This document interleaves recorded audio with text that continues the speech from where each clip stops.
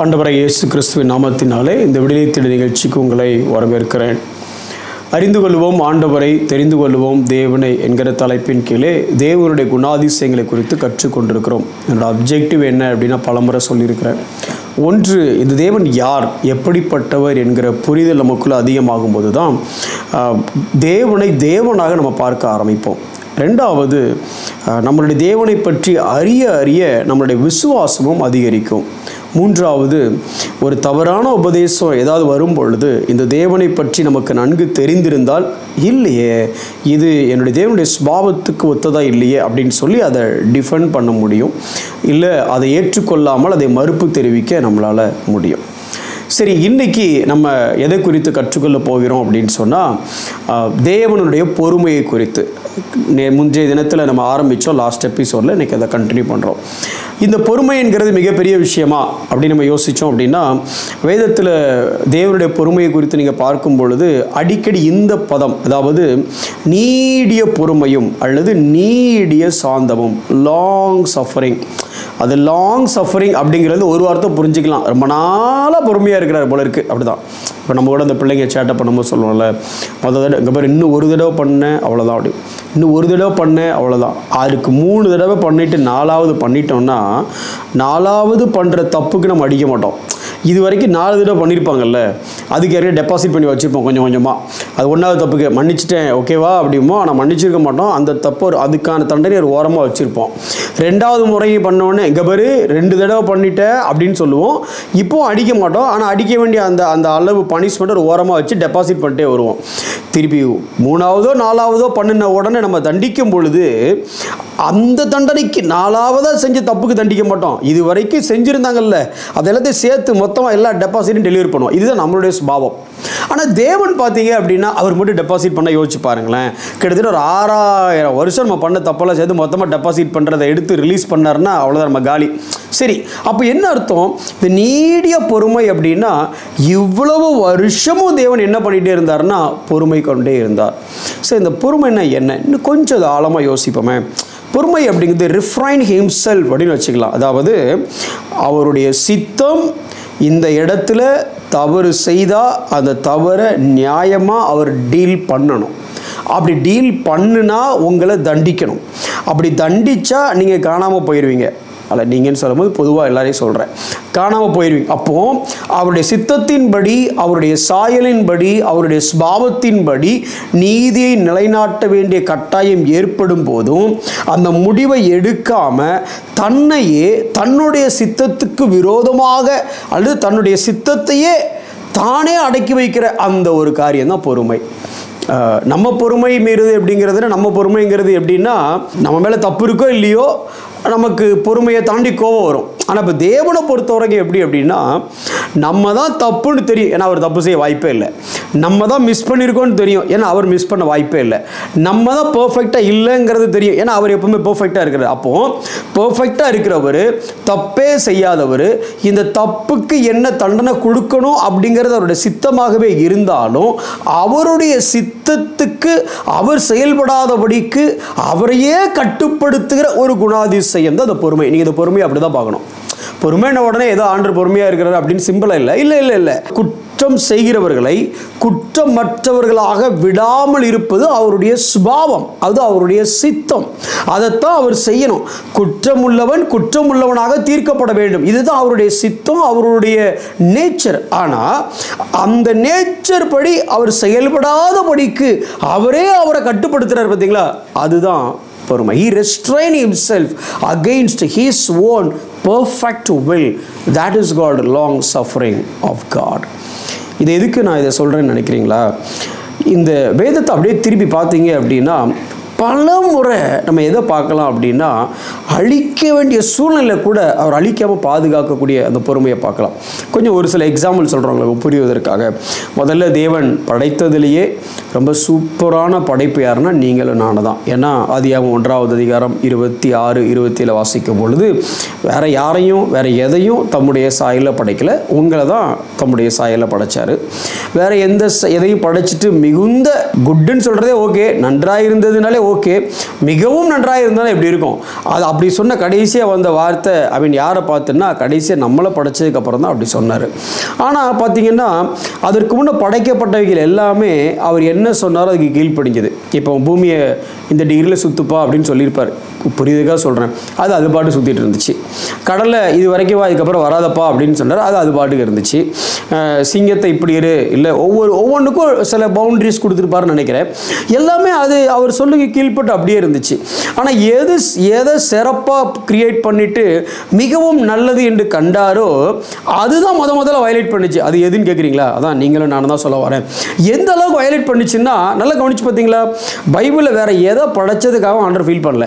இந்த வானத்தை ஏண்டா படைச்சேன்னு தெரியல அப்படின்னு ஃபீல் பண்ணல, இல்லை இந்த மிருகத்தை ஏண்டா படைச்சேன்னு ஃபீல் பண்ணல, கடலை அப்படிலாம். ஆனால் பார்த்தீங்கன்னா எதை படைச்சிட்டு மிகவும் நல்லது என்று கண்டாரோ அந்த படைப்பை பார்த்து தான் முதல்ல ஏண்டா படைச்சேன்னு ஃபீல் பண்ணார். எங்கன்னு கேட்குறீங்களா? ஆதியாகமம் 6வது அதிகாரத்தில் அந்த நோவாவுடைய காலத்தை குறித்து பார்க்கும் பொழுது, அவருடைய எண்ணத்தின் தோற்றமெல்லாம் நித்தமும் பொல்லாது என்று கண்டு அவர் மனஸ்தாபப்பட்டார் அப்படிங்கிற மாதிரி வசனம் வருது. இன்னும் எந்த அளவுக்கு மனஸ்தாபப்பட்டார்னா காலி பண்ணிடணும்னு முடிவு பண்ணார். எங்கேயாவது பார்த்துருக்கீங்களா வேறு எதையாவது ஆண்டவர் காலி பண்ணியிருக்கிறாரா? நம்மளை தான் காலி பண்ணார். தப்பாக புரிஞ்சிக்காதீங்க. என்ன சொல்ல வரேன் அப்படின்னா அந்த அளவுக்கு ஒரு மோசமான ஒரு வாழ்க்கை மனித குலம் வாழ்ந்தது. அப்போ தேவன் பொறுமையாக இருந்தார். எப்படி? மொத்த மனிதர்களே அழிக்கவில்லை.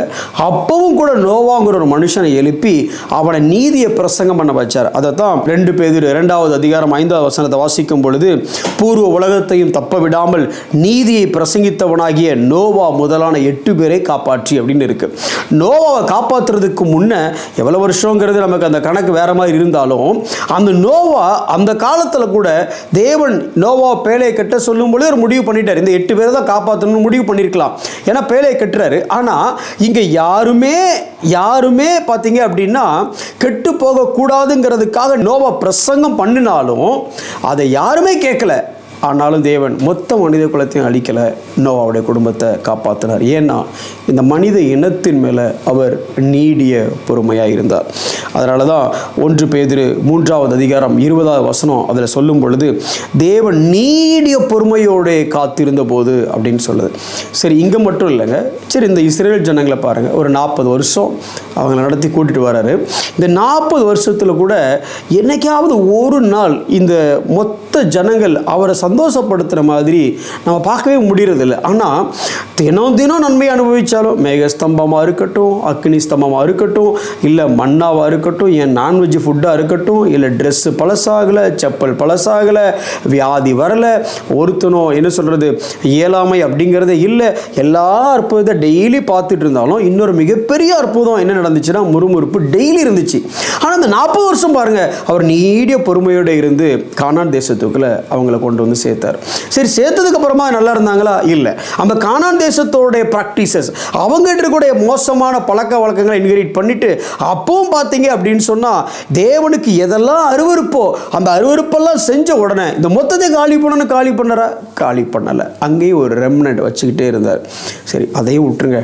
அப்படியே யூத ஜனங்கள் ஆகி வந்தாங்களே, வந்தவங்க இவ்வளோ மோசமாக இருந்த உடனே கடைசியாக பாபிலோன் கையில் ஒப்பு கொடுக்குறாரு.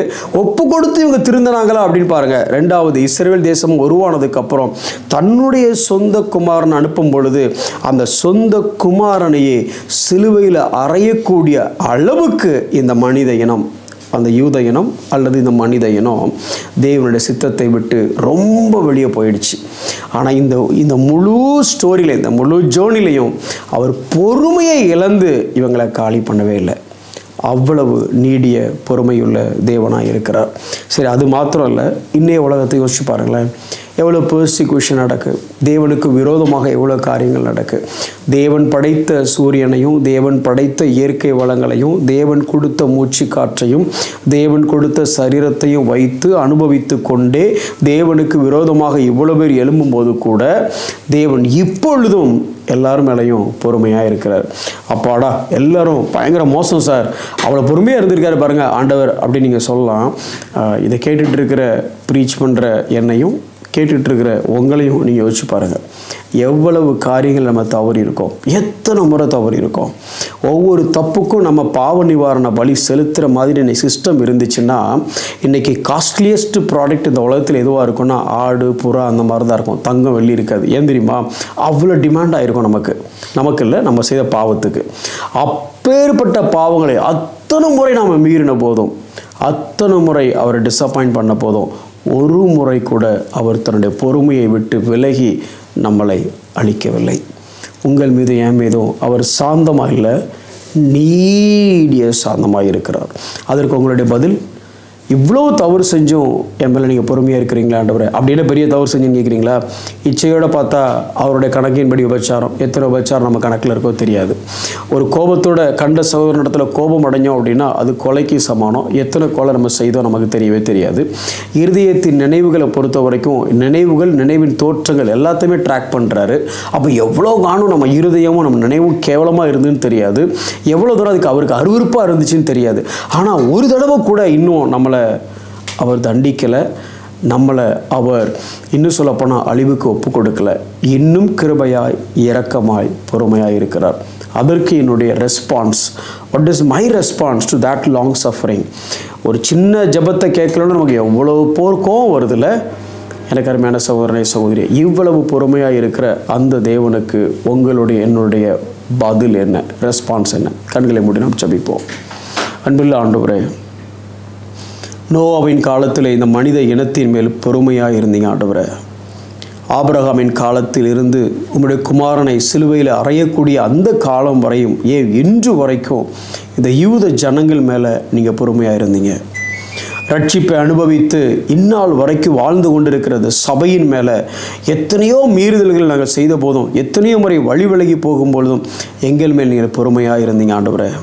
அப்பா, உம்முடைய சாயலை, இந்த பொறுமையை ஆண்டவரே நாங்கள் இன்ஹெரிட் பண்ணவங்களாக, இந்த பொறுமையை காட்டுகிறவர்களாக நாங்கள் வாழ உதவி செய்யுங்க. எல்லாவற்றிற்கும் மேலாக ஆண்டவரே, எங்களை மன்னித்து இந்நாள் வரைக்கும் எங்கள் மேல் பொறுமையாக இருந்த இந்த தேவன் பேரில் இன்னும் பற்றுதல் உள்ளவர்களாக நாங்கள் வாழ எங்களுக்கு நீர் உதவி செய்யும். இயேசுவின் நாமத்தில் ஜெபிக்கிறோம் நல்ல பிதாவே, ஆமென்.